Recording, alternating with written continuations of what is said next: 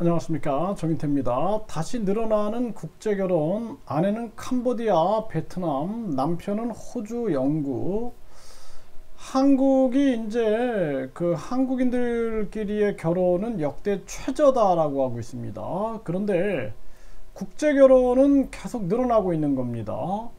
참 기이한 현상이 일어나고 있죠. 네, 그래서 결국에는 남편은 호주, 영국이다. 그러니까 여자분들이 호주 남자들, 영국 남자들하고 이렇게 결혼하는 거예요. 그러니까 이건 뭐냐면은 이 한국에 결국에는 이제 호주나 영국 쪽으로 결혼하면은 호주나 영국에서 살 확률이 높아지겠죠. 그러니까 이 한국인들의 어떤 결혼에 대해서, 한국인들과의 결혼에 대해서 굉장히 기피하고 있는 현상이 일어나고 있는 거고, 그리고 이제 아내, 그러니까 한국 남자들은 주로 캄보디아나 베트남 여성들을 아내로 맡고 있는 그러한 정황이다라는 것입니다. 네, 그래서 이렇게 다시 늘어나고 있는 국제결혼, 이러한 현상들 한번 보겠습니다. 네, 그래서 베트남 여성과 결혼했어요. 국제결혼만 확 늘었다라는 것입니다. 지난해 혼인 건수는 역대 최저인데 국제결혼은 다시 증가세로 이렇게 늘어나고 있는 그러한 상황이고요. 네, 다시 늘어나는 국제결혼. 아내는 캄보디아, 베트남이 많았고 남편은 호주와 영국이 많았다라는 거예요. 네, 그래서 보면은 한국 남성과 혼인한 외국인 여성의 국적별 증가율을 보면은 캄보디아가 208%가 늘어났다라는 겁니다. 네, 그리고 이어서 베트남, 필리핀, 그리고 미국, 네, 태국 이런 식으로 전개가 되고 있고, 네, 또 반면에 이렇게 이혼, 네, 이 국제결혼에서도 또 이혼도 이렇게 늘어나고 있는 또 그러한 정황이 되고 있습니다. 네, 그래서 이혼도 이제 당연히 뭐 이혼이 있을 수밖에 없겠죠. 왜냐하면은 준비 없는 그러한 결혼은 굉장히 위험합니다. 그래서 충분히 연애를 하고 의사소통이 되고 이러한 부분들이 중요한 거죠. 네, 한국 남자는 캄보디아 여자, 네, 또 한국 여자는 호주 남자와 국제 결혼이 크게 늘었다라는 것입니다.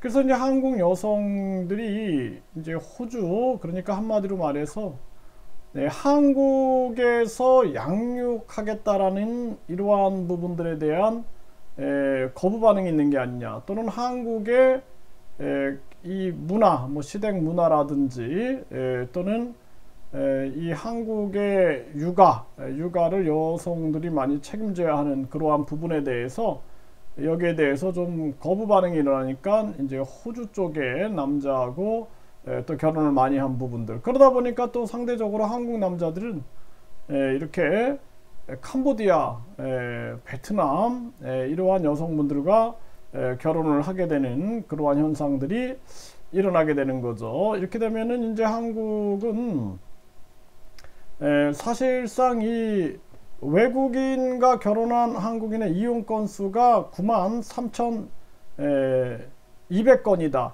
그러니까 93,200건. 네.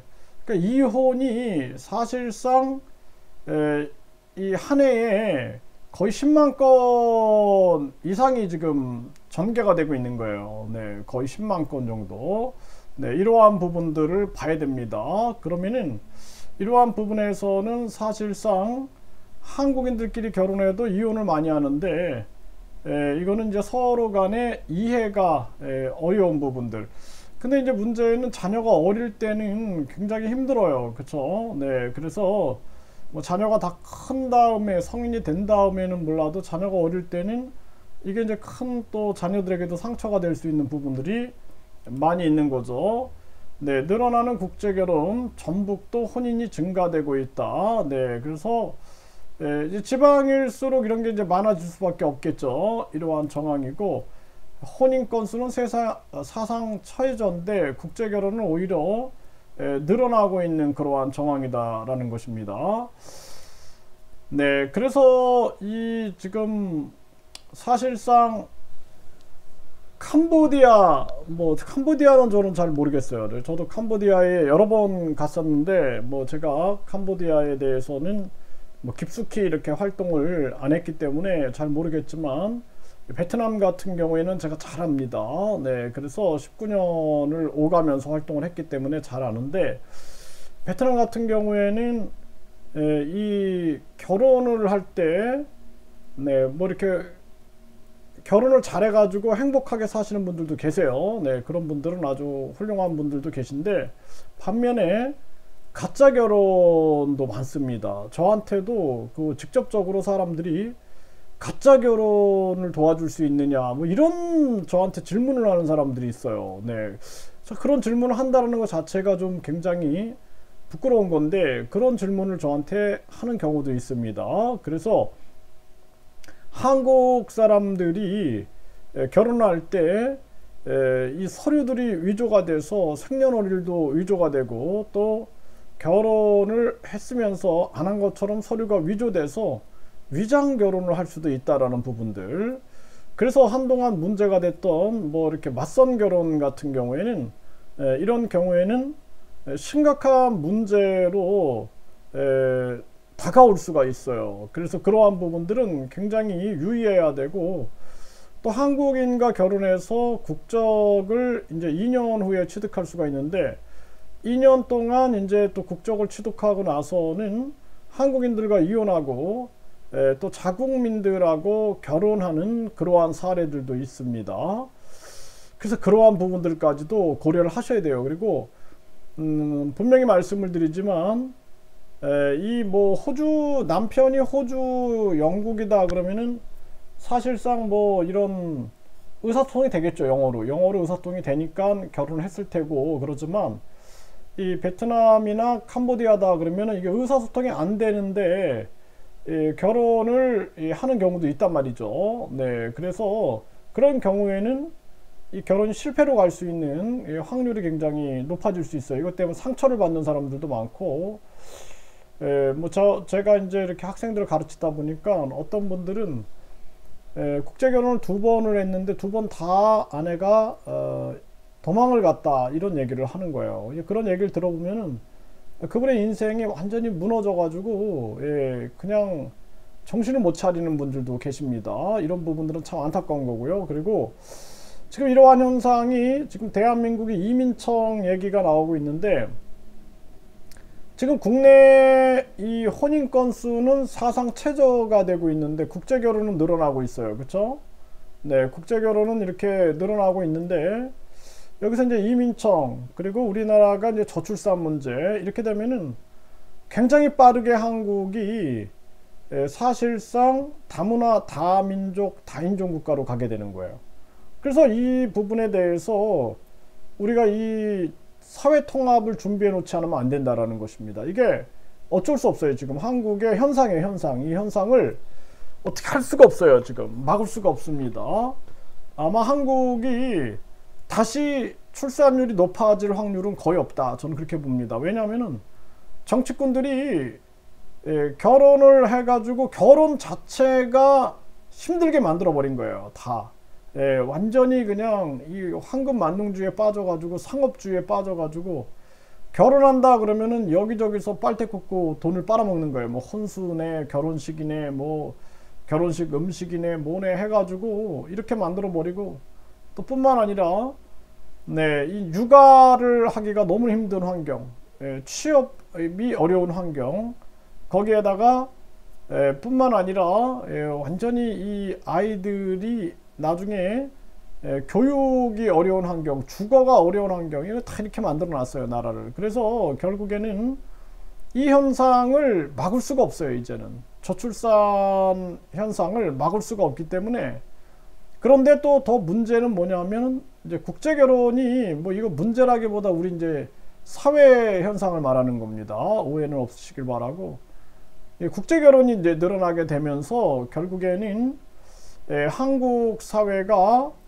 급격하게 이제 또 다문화 다민족 다인종 국가로 가고 있는 거예요. 근데 문제는 준비가 안 돼 있다라는 거예요, 한국이. 그래서 앞으로 이 외국인 관련한 문제들 또 뿐만 아니라 뭐 한국의 이 여성분들이 호주 영국 사람하고 결혼해서 호주 영국으로 떠나게 된다라면은 이것도 인구 유출이 될 수 있는 문제거든요. 네, 인구 유출도 될 수 있고 뿐만 아니라 또 한국 사람들이 또 이 한국 살기 힘들다 그래갖고 베트남 캄보디아로 가버리게 되면 이것도 인구 유출이 돼 버리는 거예요.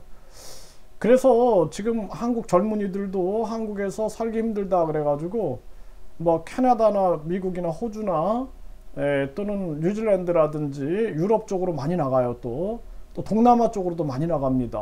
그래서 한국은 이제 위기를 겪게 되는 거예요. 위기를. 그러다 보니까 이민청을 통해서 이제 외국인들을 계속 한국에 끌어들이겠다 이런 지금 정책을 쓰고 있는데 참 안타까운 일이 아닐 수가 없습니다. 그래서 이 한국이 어떻게 이렇게 됐는가 저는 참 안타까움을 금할 수가 없어요. 그래서 자체적으로도 이 혼인율이 높아져야 되는데 그게 안 되고 있는 거예요, 지금. 그래서 아내는 캄보디아, 베트남, 남편은 호주, 영국이다. 그러면은 이 여성들은 이제 호주, 영국 쪽으로, 또 남성들은 캄보디아, 베트남 쪽으로, 네. 그래서 이제 또 이민청, 이러한 모습들, 이런 것들이 앞으로 이제 우리 한국 사회가 급변하게 될 거다라는 생각을 안 할 수가 없습니다. 아마 앞으로 10년만 지나도 한국의 모습이 굉장히 달라져 있을 거예요. 완전히 다문화 다인종 다문화 국가로 바뀌어 가지고 근데 그게 이제 사회 통합이 되면은 다행인데 사회 통합이 안 되면은 대혼란이 올 수가 있습니다. 그리고 그 혼란을 잡을 수가 없어요. 그때는. 네, 지금도 한국의 이 갈등 공화국이다라고 얘기를 하는데 이 앞으로는 뭐 한국에 이제 뭐 호주, 영국, 일본, 뭐 미국, 뭐 러시아, 캄보디아, 베트남, 필리핀, 태국 많은 사람들이 얽혀가지고 이 통합이 안 되면은 사실상 엄청난 혼란으로 올 수 있다. 그래서 지금 한국 정부는 통합을 준비해야 되고 또 우리 국민들도 어쩔 수 없어요. 지금은 이제는 사회 통합을 준비해야 됩니다. 이거 바꿀 수가 없어요. 이 흐름을 이제 다시 우리나라가 결혼율이 높아져 가지고 출산율이 높아졌다라는 소식을 듣기가 굉장히 어렵다. 이거는 아주 대혁명이 한번 일어나야 돼요. 혁명이 일어나지 않으면 안 돼요. 그냥 완전히 이 나라를 학벌주의를 없애버리고 혁명을 일으켜 가지고 모든 대학 학위를 교육부 장관 명의로 주고 이러면서 1류대, 2류대, 3류대 지방대 없애버리고 그리고 국민권익금 제도를 시행해 가지고 모든 국민들한테 국민권익금을 줘서 생활을 안정시키고 그리고 이 사회 전체 시스템을 싹 바꿔놔야 돼요. 완전히 이거는 그냥 하나의 나라를 다시 세운다라는 각오로 그런 혁명이 일어나지 않으면은 대한민국은 이 흐름을 바꿔낼 수가 없다. 이거는 이제 결국에는 한국이 제가 느끼는 것은 뭐 제가 국제 결혼을 비판하는 게 아닙니다. 한국의 현상, 한국의 이 지금 한국인들, 한국 정치인들의 잘못된 행태 때문에 이 결과 한국이 아주 그 불안정적인 상황으로 갈 수밖에 없는 이러한 정황, 이것이 굉장히 우리에게는 안타까운 측면으로 다가올 수밖에 없다. 네, 그래서 우리 한국은 지금부터 사회 통합을 준비해야 되고, 그리고 과연 한국이 버텨낼 수 있을까? 저는 외국인 투표권과 더불어서 한국이 과연 존속할 수 있을까? 이런 생각 또한 많이 하게 됩니다. 그런데 저 정치꾼들을 쓸어내기 위해서는 국민들이 깨어나가지고 국민투표 시민발안제를 해가지고 완전히 대혁명을 일으켜야 되는데 우리 국민들이 그러기에는 먹고 살기 힘들고 또 깨어나지 못하는 부분이 있어서 참으로 안타깝다는 생각을 안 할 수가 없습니다.